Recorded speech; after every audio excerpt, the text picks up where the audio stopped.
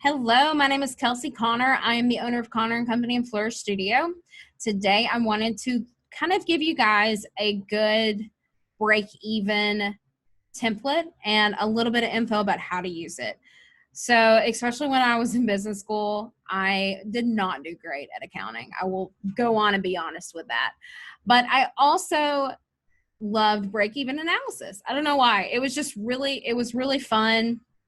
It was more of a formula. It was more of something that you could play around with and really get a good idea of how to make sure you are running your business successfully and profitably. So number one is you want to let's talk about sales. We've already, in I think module 3 or 4, we talked about sales. So your sales price per unit. Now, for the most part, for wedding vendors, we have multiple prices. We have different packages, whatever. So for this, the easiest thing to do is to do your middle range package, or the one you sell the most. For this purpose, I am going to put $2,500 just as a number. So let's say your average sale is $2,500. So how many weddings do I want to do this year? Let's just say 35, especially because we weren't able to do as many as we thought we were going to be able to do this year. So this is let's just say I really want to make $100,000. What that means that one of these has to change. And this is just my sales. So this isn't saying that we're not done. I just want to throw that out there too. So let's say 50. Well, it'd be 50 at 2,000. Hold on. I have math. 40? Yeah, there we go. So if I did 40 weddings at $2,500, I would make $100,000. Easy enough. So commission per unit, unless you have salespeople and they're the ones totally selling all your stuff, you wouldn't generally have a commission per unit. Direct material per unit. So for instance, say this was a price for florals. I would probably say about $750 of that is, we'll just pretend like this is florals just for funsies. So we'll say the direct material is about $7,500. Shipping is about $100. Labor, we'll say $100. And variable cost per unit. This would be if, I needed to buy supplies or I needed to buy whatever. Let's just say I needed to buy, on average, $20 worth of other things per event. So my variable cost per event is about $1,000. So keep that in mind. So administrative costs, let's just say that I pay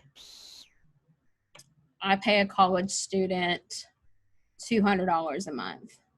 So that would be $2,400 at the end of the year. Insurance is it's about $80 a month. I'm pulling out a calculator. So $80 a month times 12, it's about $960. Property tax, I don't have any. Rent is $675 a month. Times 12 is $810. And then other fixed costs, we'll say internet, which is about $200. Times 12 is $2,400. Keep in mind, this isn't totally what my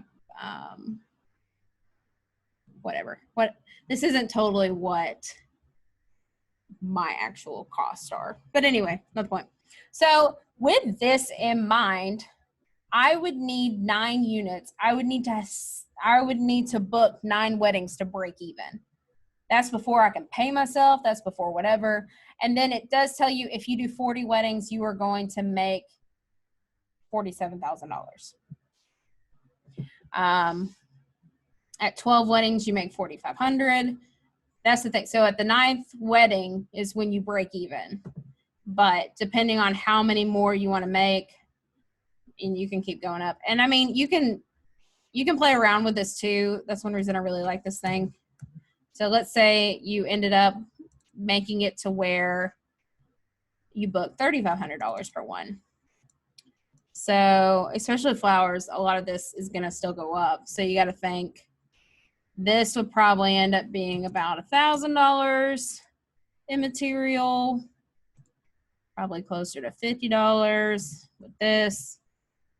We'll say $150 with this. But this also gives you something to aim towards. So especially with labor per unit, I need to charge $150 for labor, and that's what I need to book. Or that's what I need to schedule out I need to schedule my girls so that so one of them makes $10 an hour. So she would have 15 hours to be able to work on this project, including the day of. But that looks better. I only have to sell 6 instead of 9. And I made closer to 74 or 75,000. That would stay the same. That would stay the same. All of that would stay the same. So you're messing with your variable cost instead of your fixed cost. So that is something really cool to look at. This is just another chart that you can kind of look at. So fixed cost per period. It shows you the fixed cost. It shows you the net profit. So this is your total sales minus your fixed cost, and I guess it's really doing it's really doing this red line minus this purple line equals this blue line. Actually, it's the red line and the black or the dark blue line. Make the blue line. Okay. Woo! So if you just want to see it, that's fun to look at too. So that is that. I just wanted to give you guys a good rundown of that. It really, really helps you out to make sure that you're making money. Thank you so much.